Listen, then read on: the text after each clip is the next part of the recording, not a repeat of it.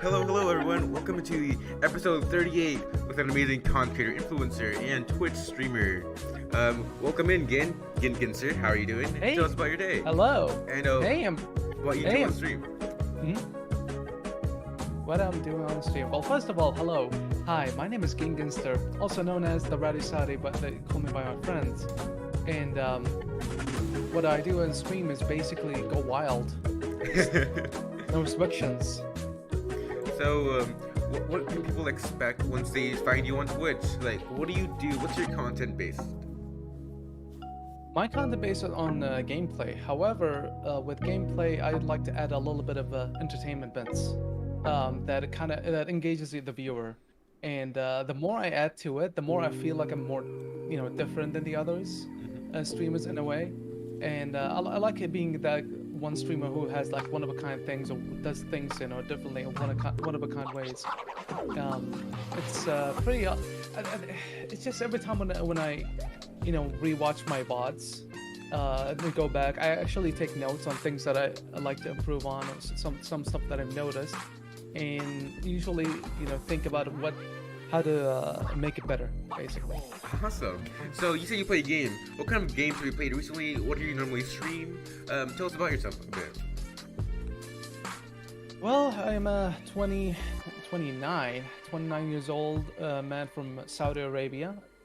I've usually I do streaming, but that's I kind of consider it as a hobby, semi-professional. It's like a bit of a gray area for me, because I have a main job and I work from 8 to 5 p.m. Streaming takes around 7 to 11 p.m. or 7 to 12. I even work stuff around streamings in the background. But what I usually do is that I'm just a worker in the office. I do files and stuff like that. I do have it's a full-time job. But it's not enough. So what I'm looking for from streaming is that I look at it as another source of income, but it's not that much, that it feels a bit, that has a big impact. But it's something that I like to go on. So usually when I'm alone here in my own room, I just focus on, on stuff that's related to streaming, or what to do with my content, and how to make it even better. And it's exciting for me, to be in my own room, because to me, I consider it like it's a big studio. I have like a lot of hardware, a lot of tools, and thankfully it's not just tools. The knowledge is necessary. If you don't have enough knowledge, I don't think you'll succeed, and become a streamer. And I don't by the way, I don't consider myself successful yet. I just realized, and thankfully I have the knowledge that I can see, that there are people who have made choices in their life that are like amazing, like when you look at them, you'll be like amazed, because they're doing these stuff, and you're like, how did they do it? You ask yourself that question. I ask myself that question. So like life-changing choices that could have both effects, like a positive effect in your life or a negative effect where it will take you down a deep and dark route. Yeah, exactly. The more you look around, right? It's outside of streaming, by the way.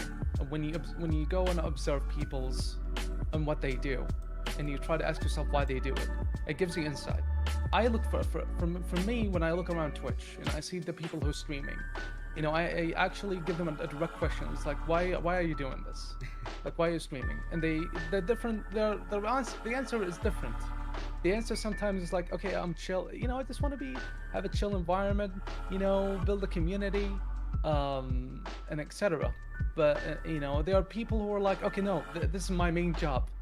I have to work to pay rent or pay for the family, and you get the knowledge, you see what they're doing, and if you take notes, and you want to go down that path, I mean, it's basically beneficial to compare yourself a little bit, to others, if you really want to go serious, down the streaming road. But like I said, probably I mentioned it before, but in case I have not, I do not take streaming as a priority for me, considering that I have a full-time job.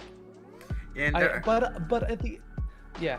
That actually brought us to our next What were we question. saying? So you said you don't want to have a full-time job, but do you ever plan or have the expectation, since you're a content creator on Twitch, become a professional streamer, content creator, influencer, and maybe a professional gamer at some point in your career? I'll tell you. And here's the thing. Only time will tell if Twitch will stay as a stable platform as it is. And if that's not gonna work, then maybe I'll transition to YouTube. And if I go down that road of doing it on YouTube, for example, if Twitch did not work, and I found that over time, it doesn't help me much, I I'd say I'm gonna find myself a different hobby or like a different thing for me to get another source of income. It's important to diversify, and I've learned that from a lot of YouTubers who point out the same advice in a lot of tweets. But yeah, I have friends that are like, okay, no, you can focus on one platform, like on Twitch first, and then you have to, build up from that. You go to YouTube. I take their advice, all of these advice, with a grain of salt, and I just do what makes me feel like, okay, I'm confident that this is gonna work, and with the reasoning that comes from my brain is that, okay, there must be some answers, right? There must be some reasons why I believe that it's okay for me to do X and Y and Z. Like, why do I take this choice, for example? Why do I play, say, Spelunky 2, which is like my currently main game that I'm playing right now? Why not something else? Everything that I do, I like to actually, have a reason for it. So,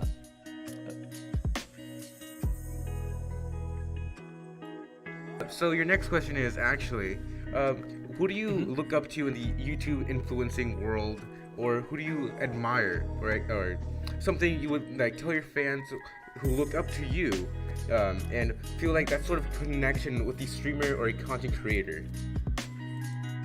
so to understand the question, you're asking me who do I admire? Yes, that's right. And your second Like part as a says content creator. yes. And the second part to your question is, what would you say to your fans who look up to you and admire you and look for inspiration from you? All right. For the first question, there's a lot of people that I admire on Twitch, like countless. But there are particular people who when I look at them, I'm just in awe. Like I'm grateful that I got to see them, I got to meet them, especially meet them, like literally. One of them was the best Jared. He's a fantastic streamer. I think you've heard his name around since you've already, I believe you interviewed many of our IQ members of the IQ quality community. Yes. So he is a streamer who is very confident, and because he has knowledge in marketing, it's pretty amazing. It's pretty amazing to me, like how much progress he made, from focusing on Twitch, which is, by the way, that it's a platform that has less discoverability, right? But I take lessons from the guy, from just watching him. Everything that he does, it makes sense. He already have a community that understands, that the members of his that has members that understands, his point of view, his comedy, and his reasoning of doing Twitch. And when you have an audience that can understand your thoughts, or like your plans, and when the audience knows that you have a clear vision, then they see them around you. They stick it together. He brings them up together, and you see a lot of his members around, and that's amazing. That's one of the people who I admire. There's also Ludwig. Ludwig knows presentation, and presentation is cool on like something is important in the field of industry, in the field of entertainment. Ludwig knows how to he was the one. I don't know if you've seen this, but he was the one who put up the slide on how to become a Twitch, like how to become successful at Twitch. And I remember he did this on his stream, and it had a lot of important things that I took notes. And he what basically did there is just presentation. He knew how to present himself. He knew his content very well. He knew his audience. His audience stick around for his Pokemon. His audience stick around for, a lot of his content, a lot of his streams. Now for your second question, I'm sorry, remind me.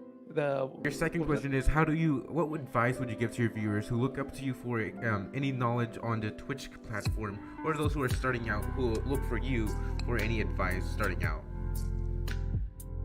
Okay, here's the thing. I cannot be the one who can give that advice, since considering that I have not reached the level of confidence that I need in order to provide advice. At least, thankfully, I have that information, so that I'm aware of that I'm self-aware. I can tell you this though. I can tell all my viewers, who wants to be, go for the Twitch route, is that do your homework when it comes to Twitch.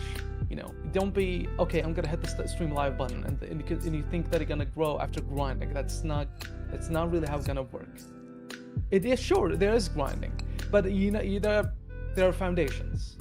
There's stuff that that goes behind the scenes that he should do, and one should think about it if he wants to succeed in this business. I mean, it's entertainment. It's like television, really. It's like there's a bit of competition. One must consider if he's like going the serious route on Twitch. But for the people who are like, okay, I'm just chill. I just want to build, a small army of people just to, be around me and entertain me as I entertain them. Then okay, that's a hobby. It's not real. That's basically, that means that he's doing it for a hobby. Just for the side of fun. That's fine. Anybody can do that. Everybody has their reason. So to reiterate your question, no, I cannot give an advice. Just do your homework around what's going on currently on Twitch, and then you should study about your current situation. That's okay. Well, I just gave an advice, so it's kind of like a conundrum there. It's like a You're controversial. Is that the word you're looking for? Yeah, not controversial. It's not that. No. It's like, I'm saying, hey, I'm not gonna give you advice, but I already give you an advice. It's kind of that kind of answer. You know what I mean? Yeah, I know what you mean. Silly. It's silly. So actually, good thing you said that. So you as a content creator, you soak up all this knowledge since how many years do you have on Twitch? 4 years. 4 years? So you have experience with the Twitch and the Twitch algorithm. So this is a second part to your question. Sorry for interrupting. So what do you think the evolution of Twitch from when you started to where it is now with the I forgot the word, the DMCA. Yes, with the DMCA. Oh yeah. Yeah. Man, okay. I'll tell you this. I focused my current Twitch. Okay, my current Twitch account. I've considered myself focused at. I was focusing on it since 2019, but I remember clearly that I created my account in 2014, if I'm not mistaken. And that account was created because I wanted to view. I wanted to just watch streams. In 2019. Before there wasn't controversial DMCA topics, as far as I remember. There were no, maybe there was, but nobody was talking about it because Twitch didn't do anything, or like Twitch was like, okay, it's time to remove those channels because they played copyrighted content. Wow, that didn't happen in 2019. Then I believe 2020, if I'm not mistaken, it got crazy. Like now Twitch gave everybody a big lever. You said it was 2020. Yeah. You said it was crazy. My thought is it was starting to get more crazy due to the rise of COVID numbers and how people stayed indoors. So maybe that's gonna link up to your answer. Go ahead. That COVID is related to higher report case of DMCA. It could be. Yeah. I'd say yeah, considering that people were staying home. They thought that they thought that Twitch was probably a good thing for them, or like that Twitch is like something that they like to do. There's a lot of rise in streamers compared to viewers because everybody's now got stuck at their home. I believe that's the case. I believe it's linked. Yeah. But man, speaking of COVID, how did COVID affect you in your personal life? Did you feel any sort of infection? What did you go through throughout COVID? How did your mental health affect you?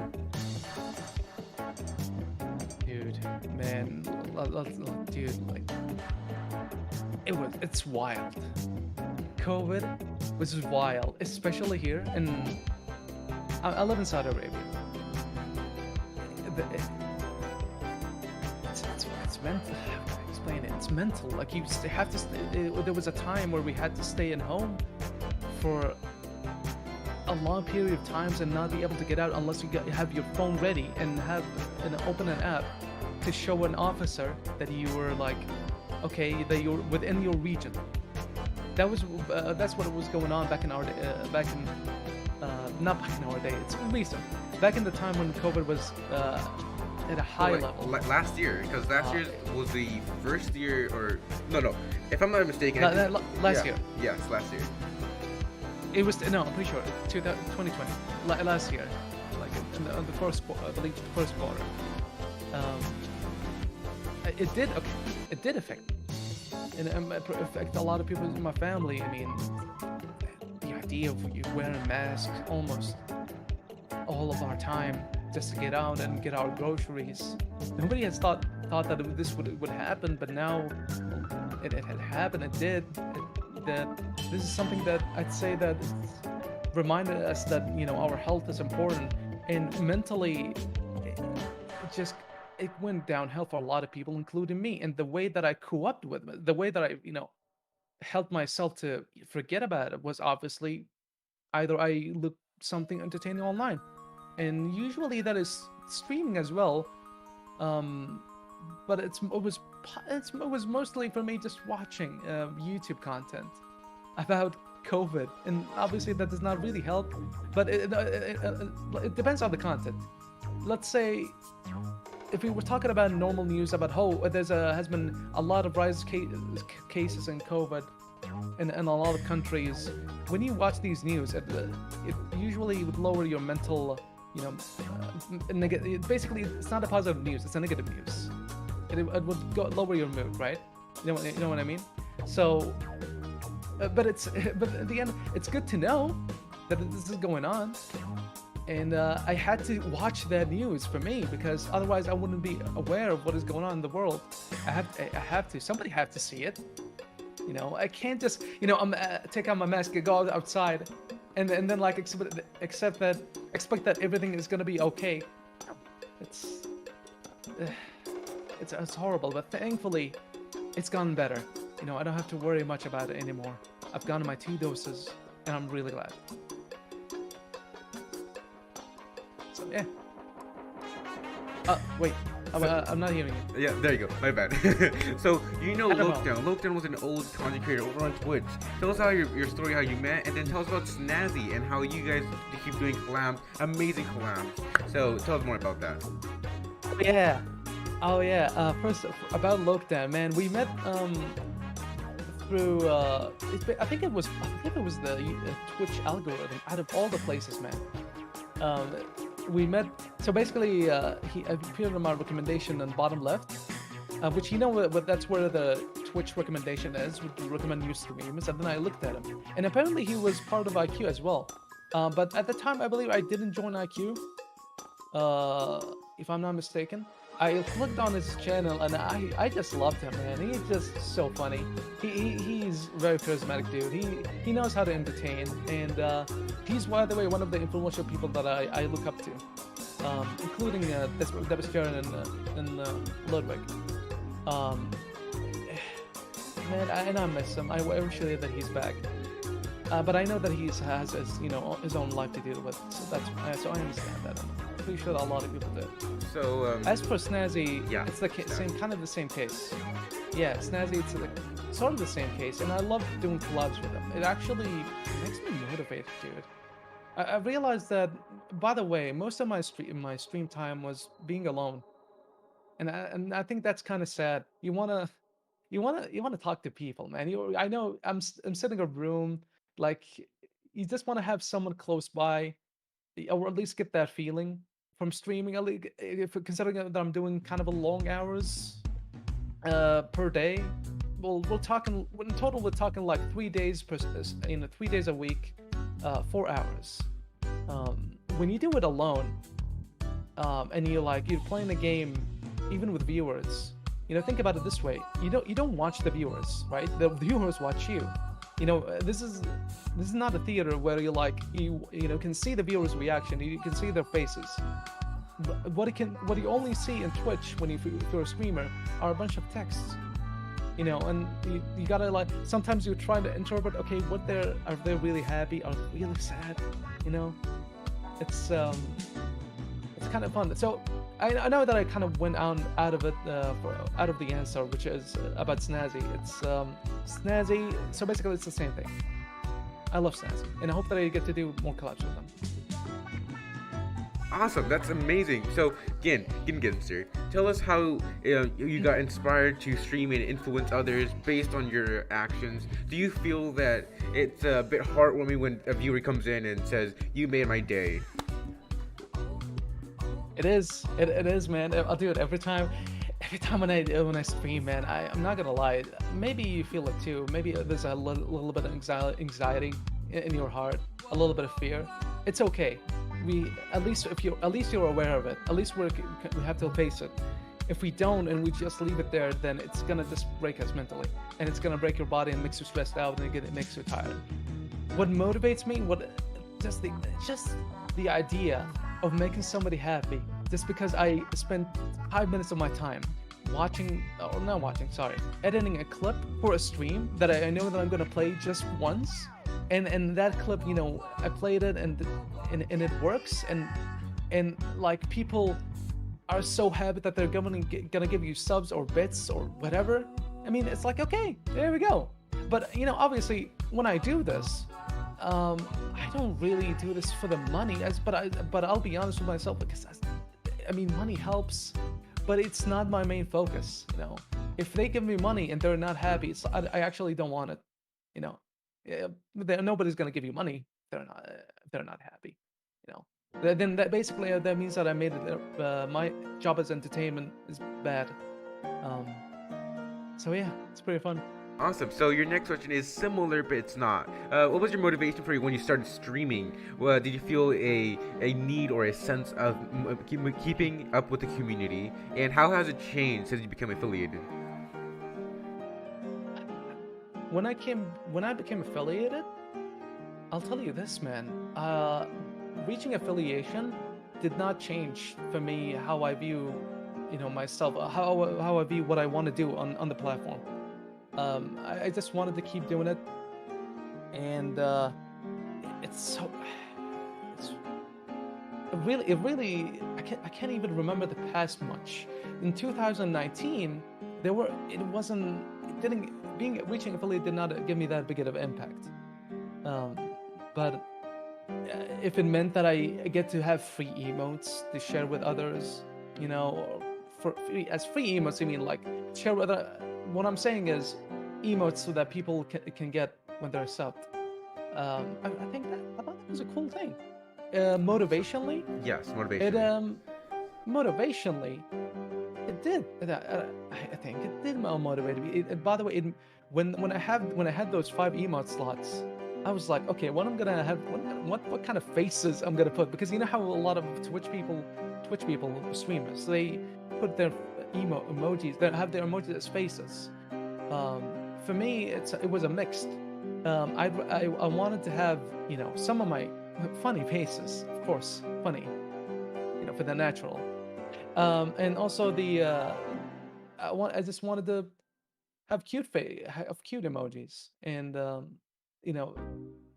when I placed them, when I uploaded those emotes, Yes. at the Twitch, and they got approved, I'm like, yes, nice. Now people can see all the cuteness, all the oh my god, lol, happy face, all of that. Yeah. That is rad. It's so cool. Yeah. It's rad, dude. It's a nice feeling. So I'm not saying that Gin will be leaving or Gin will be ending his career, but this next question is very interesting for you, Gin, based on what you've answered. Right. So what do you, and you've also been on hiatus, so that also has to do something with this question. But like, I've been on a lot of hiatus. Yeah. So what do you plan to leave behind for your viewers or for the people who look up to you? What would you leave them so that they don't feel left alone? Leave them so that don't feel like they're left alone. The memories, dude. What's the best thing? What's the best thing that they can give somebody the it's just the memories. You know, if I can give you a memory that'll keep you smile, that'll make you chuckle a bit, you know, let alone laugh. You know, that's enough. Because I'm making you laugh right now. You know, I don't think I can't see you, but I see you. But listen, that's here's the thing. When people give me their time, even if it's just 1 minute, just like how you're giving me your time to do this interview, you know, uh, the best thing that I can do and hopefully try to do, and hopefully I'm succeeding, is to actually let you have a good time, you know, and not feel like you've wasted it. So that's what I want to do for others. That's what I want to provide. Because Amazing. I know that I cannot. When I give them, you know, something that's like, you know, even I believe that even if I give you this as a gift, for example, like a bottle of water, I don't think it's enough. You know, it's not. No, it's not up to standards. But that's my answer. Awesome. So, you previously mentioned this like a couple months ago. You had ADHD. What would you say to those people who are suffering from like bigger illnesses, like I don't know, like cancer or even autism? What would you say to your fans who have certain symptoms but just don't know how to express themselves properly through online streaming or content creation? Okay, how to? I unfortunately I have not found the answer for this. I'll be honest. If I'd rather, like one of my previous answers to one of the questions about giving advice. I'd rather not give advice if about something that I do not feel that I have knowledge about. You know, it's by the way, I've learned this from. And unfortunately, I forgot his name, but I learned it from somebody who's really famous. He's a physicist. He told me that he told us that uh, it is important that to know a lot of information, that when you recall it, when you recall it in your brain, that you know that you're wrong, not that you're right. You know, I want to reach that level. I want to know that I'm wrong based on the information that I have, not that I know that I'm right. And I have that. It's good to know. It's good to keep that. For a lot of the most of the questions that I ask myself about my life, and when my friend asks me, okay, how do I, you know, deal with ADHD? I'm like, I cannot. I know informations, but I know that I don't have enough of it, so I can know that the ones that I give you are gonna be totally right. No, I don't have that. I don't have the right ones. Um, but I will say this: if you really, it is best since considering that if a friend of mine came to me and asked me that question, I think it's a good step, you know, that he asked and that he, you know, brought himself forward, and I applaud him for that. And I believe it's a good thing, and what he should be done, what he should do is if, you know, find more people who he believes that they're capable of answering the questions, and let's see how, you know, what their answer is gonna be. Obviously, everybody has a different answer. No, there cannot be. There can't be just one answer. I mean, it depends on the subject, you know. But regarding the advice, you know, giving and motivation and happiness, and you know how to prove yourself. Everybody has it's different case wherever different others. Nobody lived. Nobody has the same lifestyle choices. So your next So yeah. question to your previous answer would be, what's the most hardest significant decision you've ever made in the past year or so, and what was it about? Losing weight. Yeah, and it's a big topic. It's a big thing for me. Last year, 2019, I started, you know, my journey through losing weight. I was 140 kilograms. In pounds, I believe we're talking 260 or something. Um, and then I managed to reach from, say, 140 kilograms to 80 kilograms. And by the way, I understand that you know you're living in the U.S., so you probably don't know this, but from 140 to 80, that's crazy. That's a lot of hats. Um, but and it's a big decision for me to take this, and it's a very important one. I honestly feel much more better, and no regrets that I took it. Uh, but I'll be honest with you, it saddens me that I still have to, do this. After 2 years, I have to like go through the same procedural mental training so that I don't binge eating after like 12 p.m. after stream. Yeah, I have to go do this again and again and again and try to calm down my brain to like fight my my greed with eat. You know, it was a and it is when I decided to take that path of getting healthy in 2019. I felt like I just added myself a lot on my shoulder because you had to do stuff that would tire your body a little bit normally, because when you change your diet, when you get used to on something like on a habit like eating from McDonald's, and then you switch it out to say eating healthy, right? You actually get tired, yeah, at first, but then over time, as long as I keep doing it, you feel less tired. Mentally though, it is it is actually draining. It still is, and it's something that I'm still trying to improve on, and not ruin myself by my own actions. So there you go. Awesome. So this next question is based on your previous answers before we even did the interview. But like any future projects you're working on, like your room makeover or your new PC setup? Oh yeah. Well, my new room makeover is already done. It's finished. I mean, I don't make videos showing everything because here's the thing. I actually like to keep my stuff secret, because the more ambiguous my that I show things, the better for me when I do specific things on presentation on my stream, basically. Like if I wanted to show a side of my room, I'd rather not show everything all at once, because that would take away from my style. Say for example, I don't want to show them the piano. I want to show it to them later when I'm ready. I don't want to show them the bed. I want to show it to them when I'm ready. That kind of thing. I know that I put this camera on a different angle so that they can see, my face. Not to see everything. They see the closet. And by the way, I'll tell you this little story that just happened this week. When I streamed Spelunky 2, and when I switched to this camera, to this view that you're looking right now, they looked at the closet and they asked, "What's in the closet?" So I was joking around. I was like, "Okay, there's nothing in the closet. There's nothing except clothes and everything halal."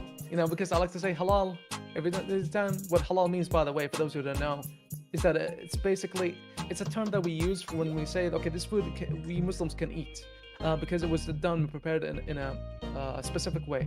But halal can also mean permissible. It's just that not a lot of people use it as that. The way that I use it, that okay, doing this action is halal, doing X, Y is halal. Nobody except me does it. Now I told them tell them, okay, this closet has everything halal in it, nothing too crazy. There's no sex toy, adult toy. There's no skeleton in the closet. There's no explosives in the closet. Yeah.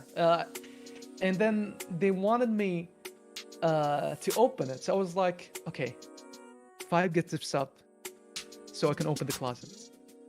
And well, it happened. Actually, it wasn't 5, it was 1.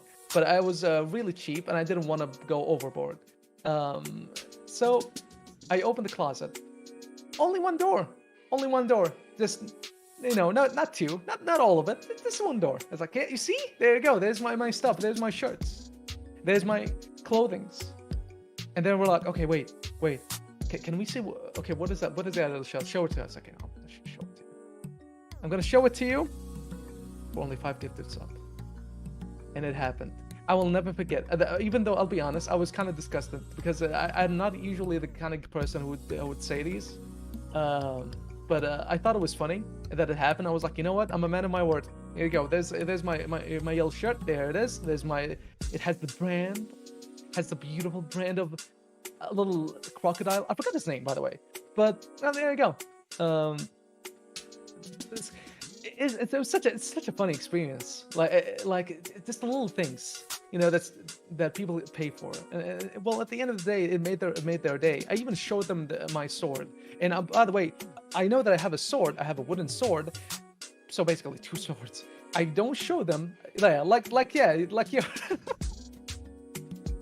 Yeah, you even have a sword, a Minecraft sword. I do. I don't want to show it, but you do because I do. it looks awesome. It's good to show Yeah, off.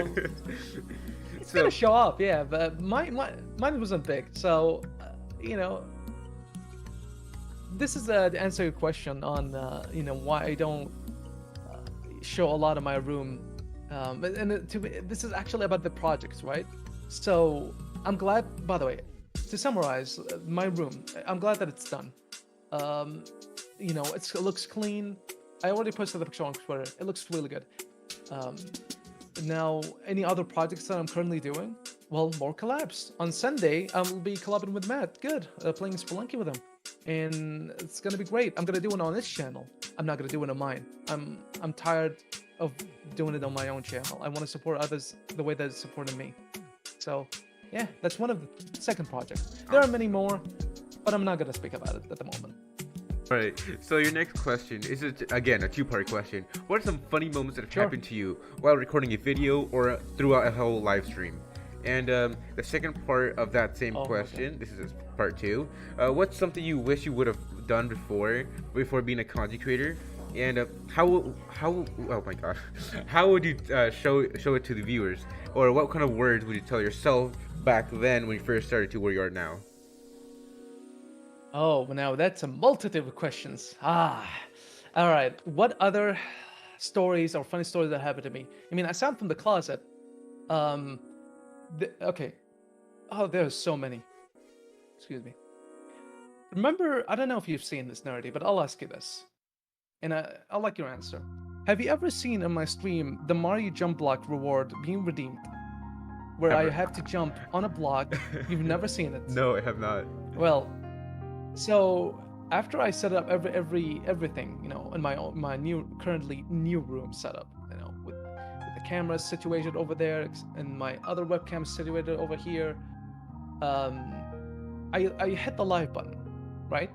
I now usually I have a channel redemption reward on my Twitch channel called Jump King, where if someone redeemed it, what I would do is that I will get off my chair, and then I hit there's a button on my stream deck that plays 3, 2, 1 and then go, and then it'll switch to a different scene where it looks down probably on the location on my bed, like the scene would the camera would be like, for example, like here, and then it would show me like in my full form standing, and then what I do is that I jump. There's a Mario block, and actually in the air, and I jump towards it, and then I hit it twice. And I've learned, by the way, throughout the months, I've actually learned the timing of it so well that I don't need to see, a screen to know where the block is. And it's been good. Like I basically, perfected the style of Mario jumping. That's why they call me the Rowdy Saudi, by the way. One of the reasons, actually. Very halal. So. Now, the funny thing is, after I set up everything, and after I thought that everything is fine, everything is fixed, a little bit of scuffiness occurred. A little bit of a nasty smell occurred. That is the scuffiness that we all streamers, all of us, feel. All of us happens to us. And that was that the camera was not working when it switched to the other scene. Oh, yes. So what the viewers saw was pitch blackness, voidness, except for the Mario block, and which when I looked at OBS, I was like, at that moment I thought that it was fixed. I was like, oh no, oh crap, and then I wanted to try to fix it immediately, but then I realized, no, I'm already alive. I realized that I've already jumped twice, hitting the block, but nobody sees my entire body doing it. So it was as if, like in the pitch of the night, when all the lights have turned off, and that the moon is on sky high noon, more like moon 9. Yeah, there we go. That's amazing. I hit the block twice, but nobody sees it. And I was like, okay, guys, you see, and I was like, okay, here's an explanation, everybody. I've jumped to the point that the electricity in my house have been turned off. That's the only explanation. That's the only explanation. The power of my jump have made the webcam turned completely off. That's why why you only saw that block. That's a really one of the funny moments. Also, sorry, can you give me repeat that question to me? There was a question that you mentioned. I didn't. So part Yeah. two to your question is, what would you tell yourself when you first started becoming an influencer? What kind of advice would you give yourself from when you started to where you are now? Okay. Yes. Okay. See, I know my friends, they hate the word influencer, and I think for good reason. They just think it's not the, it's like a very pompous word in a way, I think. And I agree with them. It's influencer, the man who can make people think a certain way to the point that they do an action. I don't consider myself an influencer at all. I think of myself as a person who is an entertainer, an honest to heart. If I had an advice as an entertainer, not as an influencer, it would be, and if you for somebody who probably I know that you asked me the question, but I'll answer it. I'll answer it considering if I was an entertainer, not as an influencer. It's what if, yeah, what if? Okay, what the question is, what if I wanted to learn something from again? What would that be? What is that thing? There's if there's something that I want you to learn from me, it's that don't take streaming as your main focus if you don't have a main job in your life situation needed that you need a higher set of income, like you need a, and it's very important. This is very, very, very important. A lot of people think that they can make it out on Twitch in the entertainment industry, because that's what the Twitch is. It's entertainment. Whether you're like taking it as a chill stream, whether you like even whether you're taking like the way of Shroud, the FPS god. No, like you have to, and like you have to make sure not to lose your reality of things. You have to know your situation. You have to know, okay, how much income do you get a month? You have to realize where are you living? Do you live in somebody else's home? Do you live in your own home? Can you actually pay for your bills? Uh, you know, if you cannot pay for your bills, from your main job, do you believe that streaming could fix it? Do you believe that streaming on Twitch can fix it? And if so, what plans do you have? And I'm asking these questions to the person who want to take something from me. Well, what I'm telling you is that a lot of this is why they teach you these things in business. I'm actually bothered because I haven't told you this. I have a bachelor in business, and dude. I'm college. I'm a university boy. Yeah, but listen, even if it doesn't look like it's related to Twitch, I can see Twitch from a business standpoint, and it does help me, understand a lot of things and have this insight, The more you do research on yourself in current situations, the more answers you have on if you want Twitch to be your thing. So yeah. Awesome. So your next question was based on you and what you told us about yourself. So again, as you said, you're from Saudi Arabia. How did you learn English, Yes. and how did you what did you learn from TV shows, movies, books? What tells the learning curve Yeah. they went through? The learning curve was okay. Ever since kindergarten, they didn't give me English books in kindergarten. They gave me Arabic books. We had to study Arabic. That was obviously it's our mother language. Then English becomes secondary.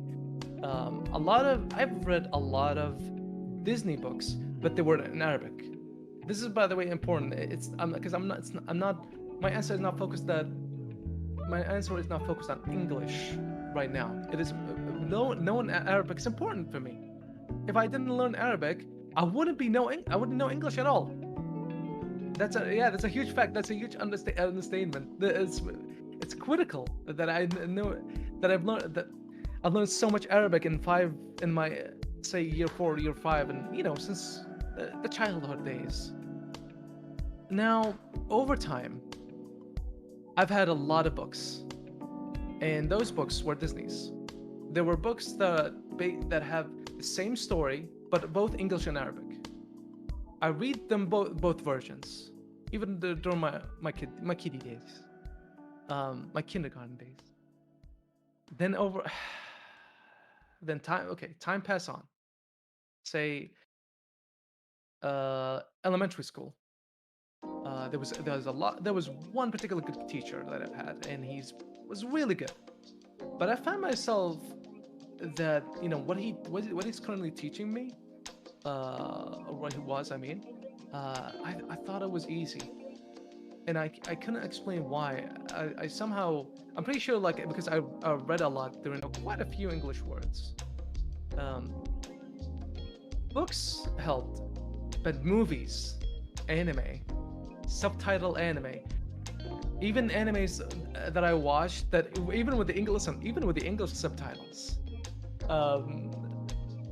I didn't understand a single thing, nothing, even when reading it. But I watched it, and I believe that it helped somehow. Helped me look at these difficult words. Back then, I was born in '96. We didn't have a really good internet. In 21 or 22, sorry, not 21. In 2002 or 2003, seen a lot of what do you call them? Yeah, I've seen a lot of anime episodes. So I don't mean to interrupt, but didn't you say you watched Friends growing up? Friends, I remember. Yeah, I remember Friends. Yeah, I watched Friends, but it was not the reason why my English language gotten better. I'll give that reason to shows and cartoons that influenced me. Flintstones. What else? Casper. Yeah, there's that. Casper. Sure. That helped my English. There was a lot of movies too, but I'll be honest, that's a really long time. I just ingested everything that I see, and then I forgot about it completely. I guess it's an experience over time. But again, dude, good English TV shows really, really help. Really, really, really, really help. Even the strict ones, man, I gotta give them credit. Awesome, Oh, yeah? awesome. That's so influencing. So here's some next questions for you. What are some challenges you faced or experienced while becoming a entertainer? Is there anything Entertainer, yes? Is there any piece of advice you would give to people who once were in your position? Let's see. Technicality. On the when it. Sorry, the last part of your question. What was it? What was the problems that I faced during my Yeah. What kind of experience? entertaining career? Yes. What kind of experiences did you face through, or challenges Okay. that other people are Yeah. facing currently? Yes. Technicalities or technical problems. Those one that a lot of streamers hate. When the webcam turns off, my audio's off, your audio's clipping, you are clipping, the sky is clipping. Yeah, those those are the ones that I keep struggling with. But thankfully, it's been less because I currently have a really good manager who helps me a lot, and he's basically my technical manager. And he gives a good advice from a business standpoint, but I like him as a technical manager. Thanks to him, my stream's quality has gotten better. My audio levels are great, even when I'm listening to it. Hopefully, not just me, the others, obviously. What's the point if I hear good, but the others, hear shit? So, the technicalities is by the way, it's a very important thing that I think a lot of streamers, they just don't focus on much. Because of the level that they take Twitch on. They take Twitch as a chill thing, so they don't really want to improve, but they're doing it anyway, and I feel like that's kind of a waste of time if they're doing it for a goal. but not a waste of time if they're like doing it to relieve themselves, to de-stress themselves. You know, that's very important. Technically, that's it. That's like this is one. So basically, I don't have a problem picking up games or like to stream because I know, when I look at a game, that is this game gonna like make it if you're boring? Is this like make the viewers like feel a little bit bored over time? Or when I look at a game like Yakuza, is the Yakuza game like a good game to stream? And I'm like, no, because there's a lot of text, and the game is not dubbed to English. So what would happen is that people would read most of the time, or I would read for them. But that's not the way that I do it, because that's not my type of streaming. There are a lot of people who can do this, and with no problem, because they know how, people just go to their streams because they want to see him, play the game and even read the story for them. I'm not that sort of kind of guy. I can read a story, but it's just not as big as Yakuza, It's so from that side, from the side of like choosing a game or from a business standpoint in Twitch, that I have no problem. It's just technical things that face me, and thankfully, it's been less. I've gotten better. I've learned much more thanks to my manager. Thanks to also the people who are influenced me to become a streamer. Like I mentioned, Ludwig and the best Jared. Even when I see them, I know like I learned a lot of technical things just by looking. Just give me one screen, like give me 5 minutes, and I can tell you like I can analyze the shit out of it, and about how would for me as a viewer would make it feel good. Why would it make it feel good on Ludwig's stream when they see it? So again, here's a two-part question once again. What's the biggest failure you've learned and you've accomplished or went through? And second part of your question is, what's something people misunderstand about you and Ginster? Okay, I'd like to answer the second question first. The people, I believe, that think that they think that a lot of people they misunderstand me is that I am I'm a person who jokes a lot of the time. And by the way, I don't know. Thankfully, I'm not that person who's sarcastic. Because if I was sarcastic, nobody could tell the difference. I'm free, and that none of my viewers would tell the difference. If I went the sarcastic way, nobody can tell if I was sarcastic or not. That's the answer to the second question. Sorry, what was the first question again? First question it's gone by me so fast. No worries, it's okay. Your first question was, what's the biggest failure you experienced or went through or accomplished going through? And tell us more about how you faced it. Biggest accomplishment. How did I face it? It was, oh no, the failure. Okay. No, well. Oh yeah. Honestly, okay, I'll tell you this. Before we revamped the room, my old room setup had the current audio mixer that I still have. My failure is that I didn't take a screenshot of the settings of the mixer. I'm not talking like PC settings. My failure was that I didn't take my time, and I knew that was gonna give me problems. If I had to take just one single picture of the mixer and where the knobs are, I would have saved me so much time. How did I fix it? Well, obviously, I call my stream technical manager. Hey, can you help me, please? We gotta have to do this again. We're gonna have to do the wiring through XYZ. We have to know which USB ports to hook it up. We have to know. Well, that's a failure for me for knowing a situation is gonna go this direction and not like taking up, not doing anything to fix it. That's basically like being a lazy employee in a company. Now, that's for failure. What was the biggest thing, like the success? Yes, okay. That was your second part.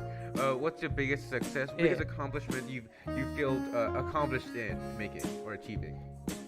Dude, even if it was small, it was. There's a lot. Okay, there were two that I have in mind that I can consider them a success.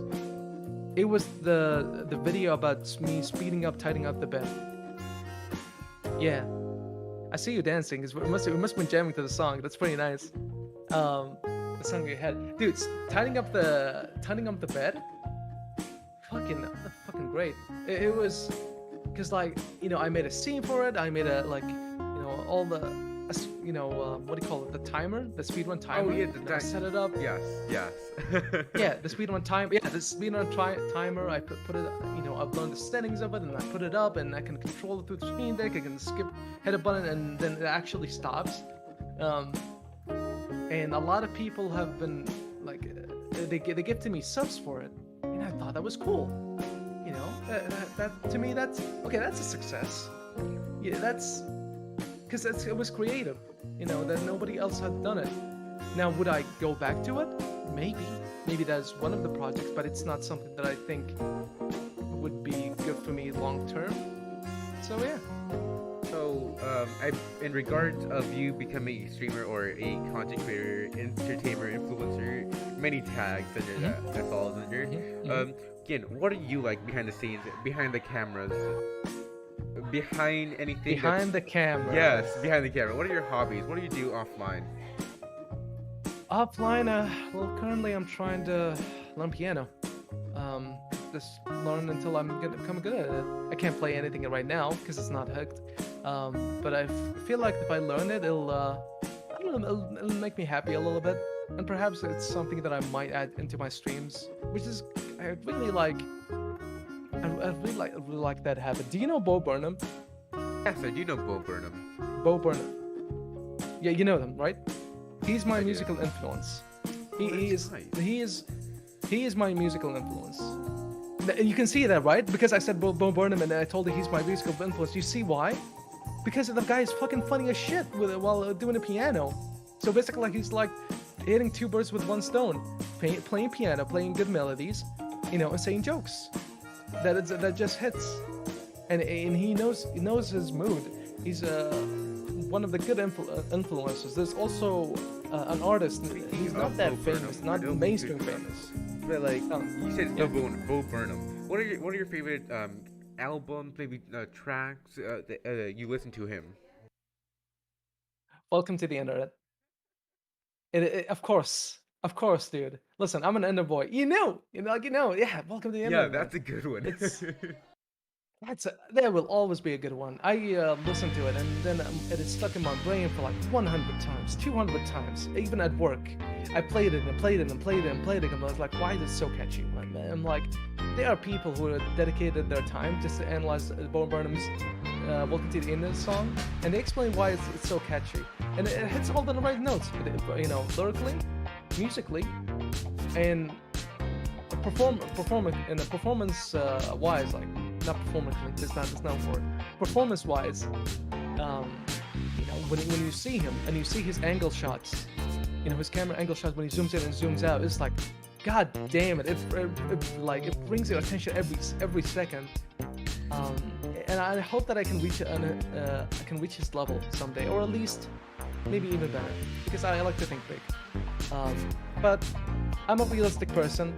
The guy has been trained in piano for like over maybe most of his life.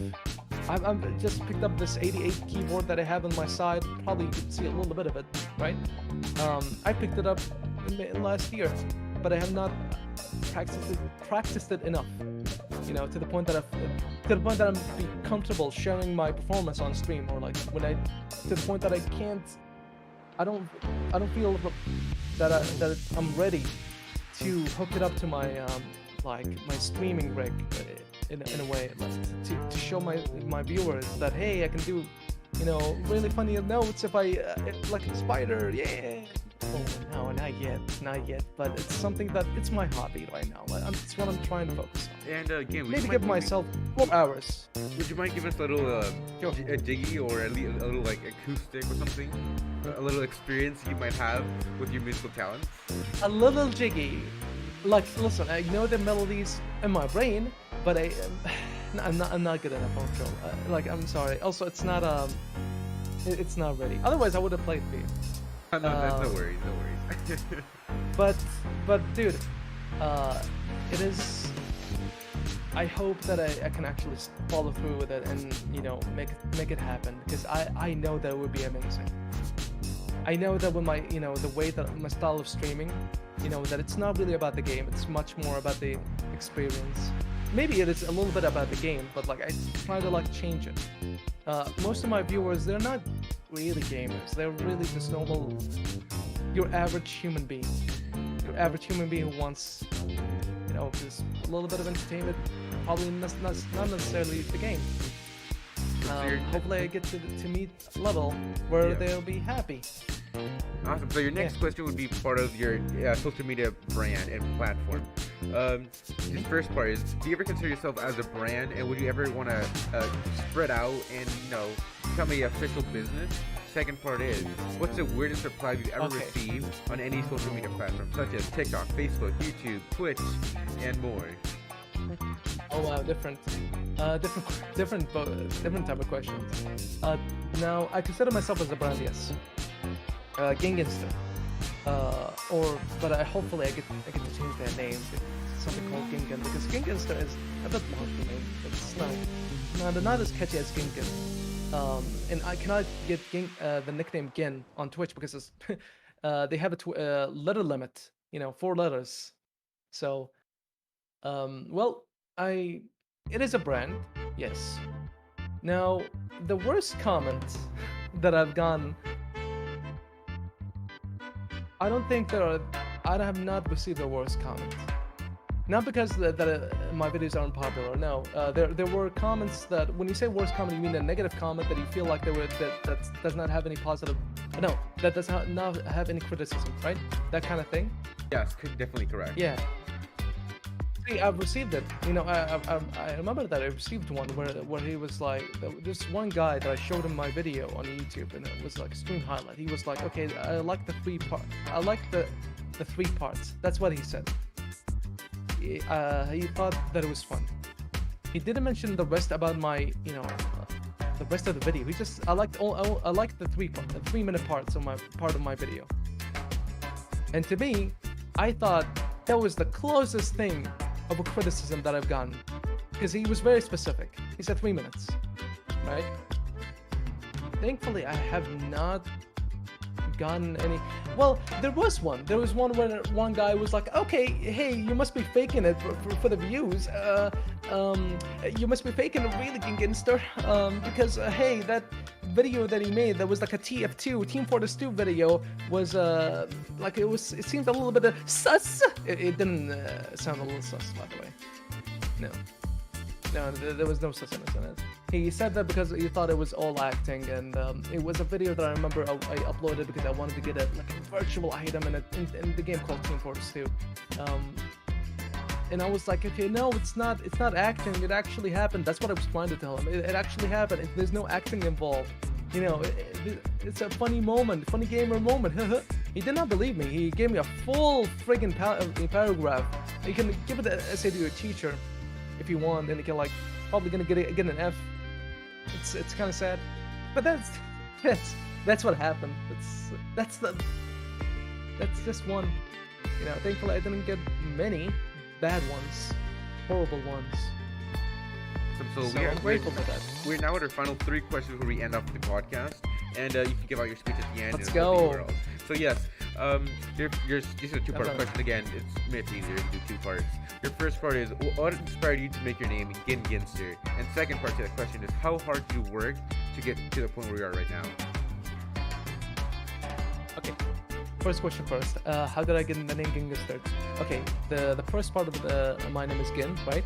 Gin is not, it's not Jin.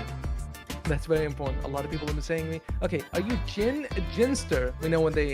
When I go on their streams, and I follow. Hello there, Ginster. It's not. Stop. Ginster. Stop.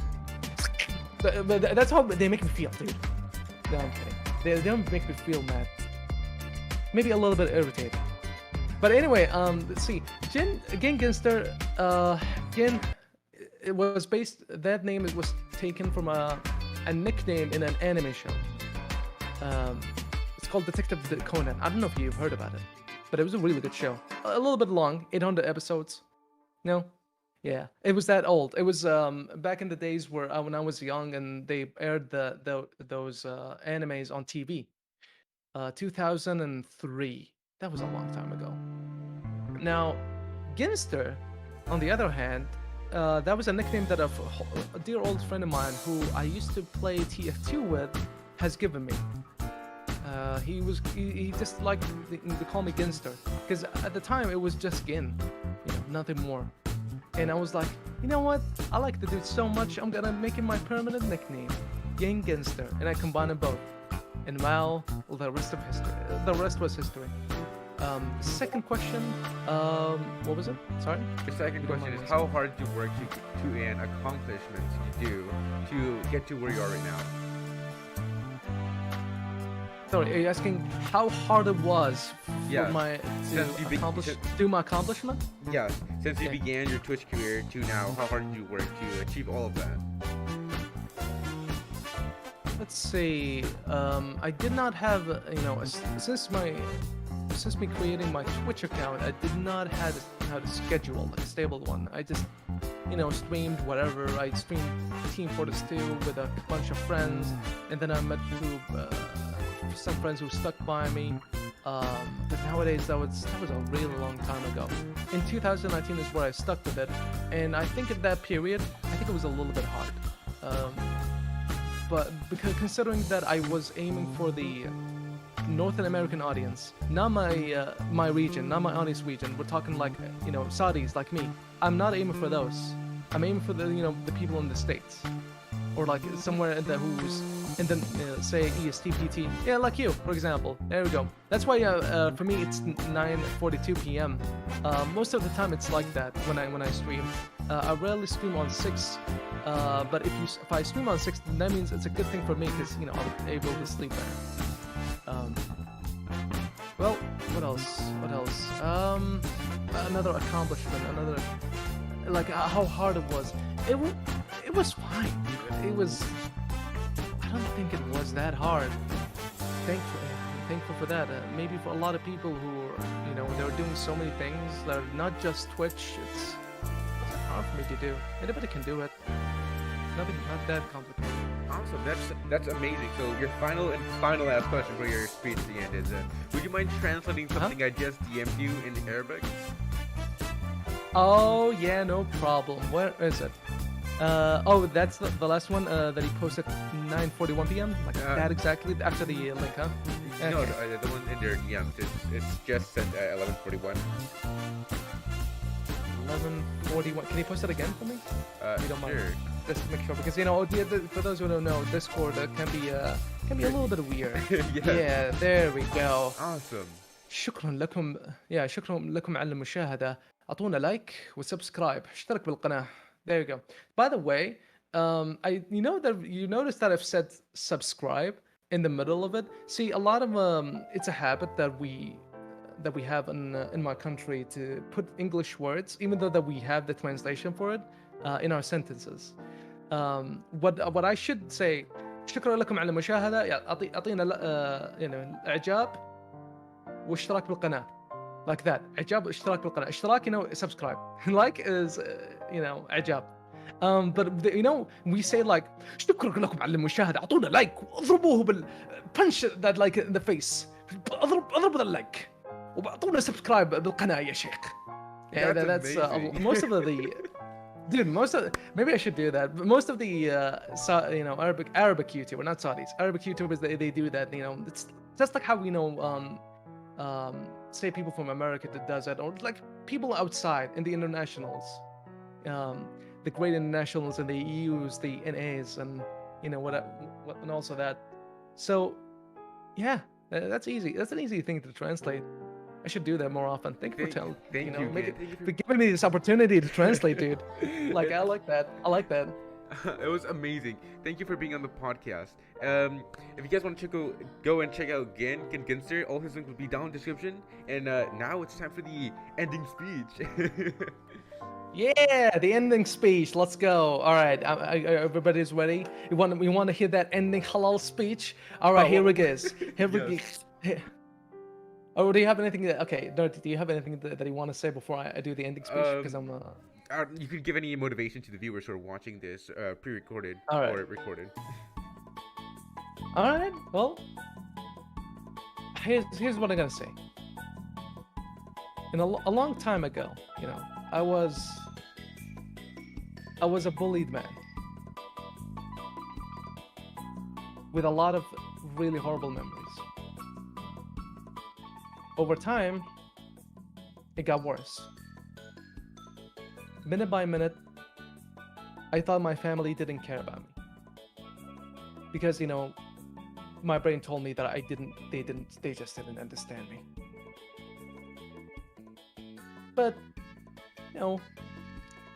moving on with that, later and later throughout the life, with so many experiences that happened to me, I felt like that I was in the wrong.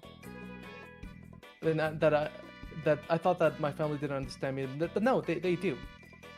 It turns out that I wasn't open to them. And I feel like that's something that people need to fix in their lives if they haven't done so. If they haven't like talked to their families in a long time, they should do that. Nothing is worse than a broken family. Nothing is worse than a bad relationship with the people who are close to you. So do yourself a favor. Call your mom, call your dad if you're still alive, call your brother, call your sister, tell them you love them. Make sure that they know, and if while you're doing that, at least tell them a bit about what's going on in your life. At least be open to them, because when you do that, what you do is basically like inviting yourself to people and to understand you, so that you don't feel alone in your problems. If you have problems, just tell your friends. Also, like, share, and subscribe, ya habib. All right, there we go. That's it. Awesome. That's it. There we go. Yeah. And yes, so everyone, if you guys want to support again and his amazing Twitch stream, go ahead and click the link in the description. And again, tell us your URLs and what you do. All right, I'll tell you my URL. My URL for Twitch is Ginster. That is GINSTER. And for YouTube, it's also Ginster. When you type it in search, you'll find my channel. Should be on the top option. For Twitter, if it's my name again, which, by the way, that's something that we haven't talked about in the podcast, but that's okay. It's handle MINAMEHGIN. That's right. That's my name again. If you want to read about my tweets and thoughts and all of that. Also, there's also Instagram, but don't follow that. And let's see. Any OnlyFans? OnlyFans. Don't look it up. All right, there you go. That's pretty much it. Just Awesome. follow my Twitch. Check out the links. Yes, and thank you so much, Rowdy. No, it's my pleasure. It was a pleasure to interview you, dude. I looked up to you and watched you, so this is a big accomplishment for me. So, is there anything else you want to say before we end off the stream? Anything else do I? No, but dude, thank you. Like, seriously, man, I'm glad that we did this. I mean, I hope that it made you happy, man. I hope that it's very happy. Very positive, uplifted. Like, really, really happy. Honestly, I just want to. I'm asking. I just want to make sure. Yeah, very happy. All right, I'm happy. I'm happy that you're happy, man. That's it. That's all what I wanted. If there's anything else I want to say, again, if anybody is watching or who's gonna watch this video later, thank you guys so much. I try to entertain. I try to make people laugh, and honestly, it's good that if there is money that comes out of your way to reach my pocket. Listen, I know that by saying that I feel like a little bit of sus, which I am, even though I have not played Among Us in like maybe 1 year. But anyway, whatever. Thank you. Just thank you. I'll do this for the funds, not for the cash. Yeah. My name. Yeah, that was. Listen, I kind of wanted to like keep it quiet for like 10 seconds, and there you go. Yeah. And then it's just like maybe, and then there you go. Maybe not for the cash. Yes. Well, Thank you for being on the podcast, and Yeah. yes, thank you for being on the What the Hell Are We Doing podcast, episode 38. That's Saudi Rowdy. Rowdy? Saudi Rowdy. Yes. Rowdy. You almost got it right. Welcome in. Welcome to the stream of Nerdy Albert, the rowdy Northern American, Canadian Saudi. Okay. All right. Thank The you for next being on. beast. And we'll see you next time. Thank you again. I'll see you next time. Peace. Goodbye, everybody. Peace. Thank you. I'm glad that he had fun. Dude, that was cool. Yeah. What do you think?